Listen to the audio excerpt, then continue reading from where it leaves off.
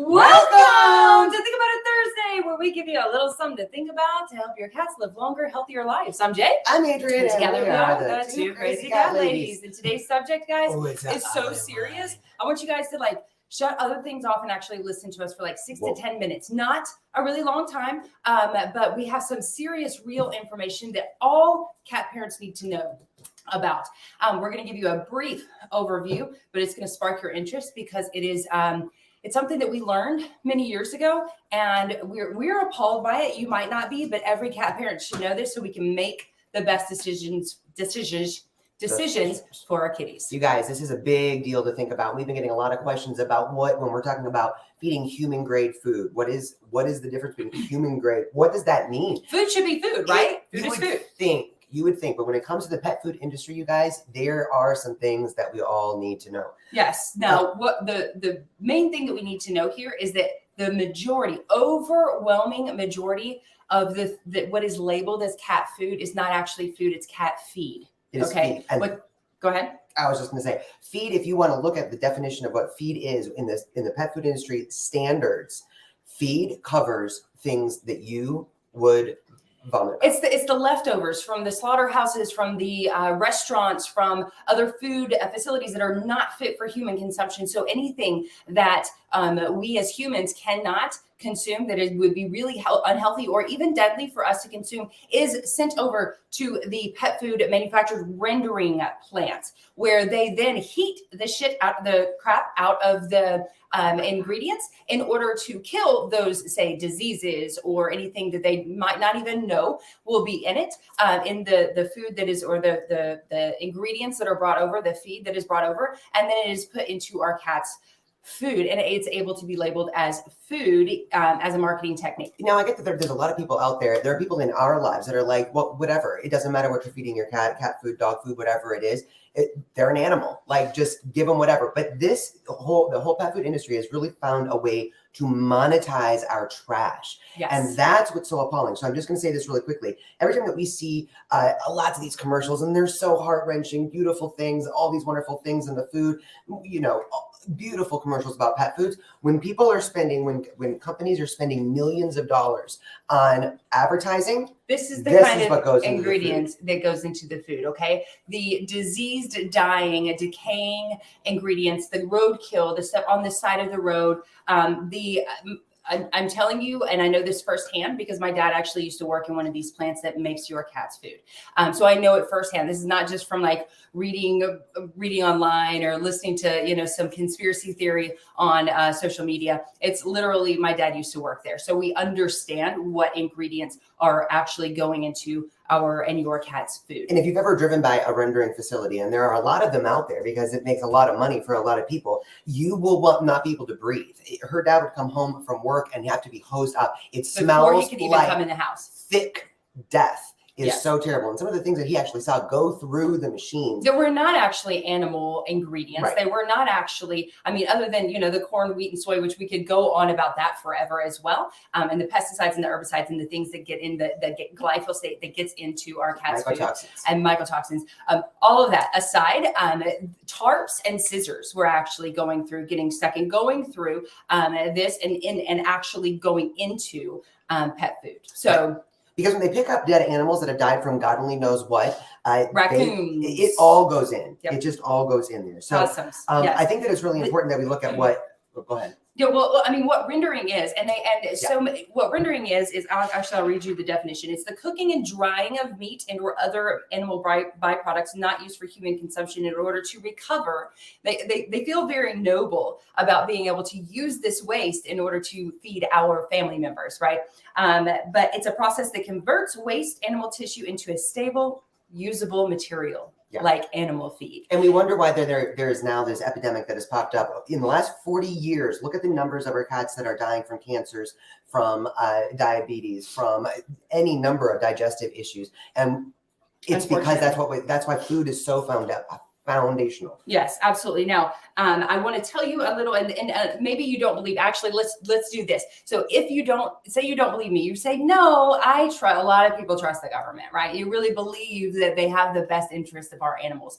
I did some research. There was actually a petition put out there because the government is not regulating, although they say they are. There's not actually a regulatory any regulations around stopping the use of these dead, diseased, dying, decayed, anything other than euthanized animals. There's no way. There's no regulations to stop this. So Susan Thixton, beautiful Susan Thixton from truthaboutpetfood.com, started a petition. Thousands of people, all of us, like we signed the petition and we sent it in. They sent it to the FDA. And in 2020, the FDA, and this is actually from the FDA website, the Food and Drug Administration website, they said, and I highlighted the answer because I can't read, I'm not going to read you the whole thing. That would be more than 6 to 10 minutes.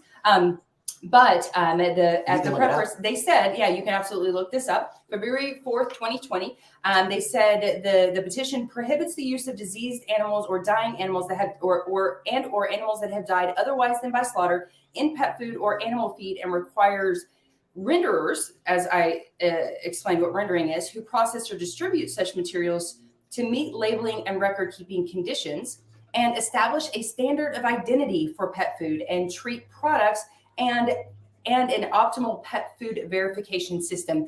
They said, we are denying your petition for reconsideration. So no. That's what it said. So the FDA says absolutely not, which is why we're here, because the money, the big multi-billion-dollar companies own the rights to fool us into thinking that we're feeding our animals actual food. And so we're here to tell you the truth so that you guys can make the best decisions possible for your cats, right? Go ahead. I was going to get into the what feed rate is. You guys, so these are the kinds of things that we're putting in our regular pet food. And go to truthaboutpetfood.com to really, you will go down the rabbit hole there with some truth bombs. The very same regulations that govern cattle feed and poultry feed govern cat food and dog food. The very same regulations that regulate cattle feed and poultry feed regulate your cat's food. The same feed ingredients that are used in cattle feed or poultry feed are used in pet food, with a few exceptions of specific ingredients in dog and cat food only. There's little to no quality standards for feed ingredients, literally. And interestingly enough, So in turn, there's little to no standards, as we have made clear here. So in turn, there are little to no quality standards for pet food ingredients. Yes. Because there's no quality standard for feed.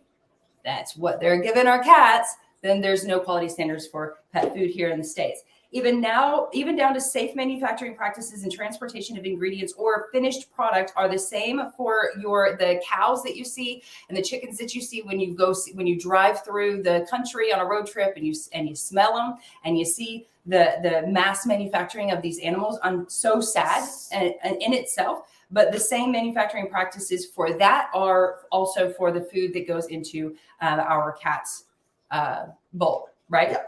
And we're going to leave you guys with something a little homework to do, especially if this is something that you are just now starting to think about. This is why it's so important. We always stress, know your source. When people ask us what we can recommend, we only say what we can currently recommend. The pet food industry is constantly changing. Small quality companies are often being bought out by a lot of these larger companies because they are competition and they keep their same names and stuff. So you always have to keep up with what's going into your cat's food.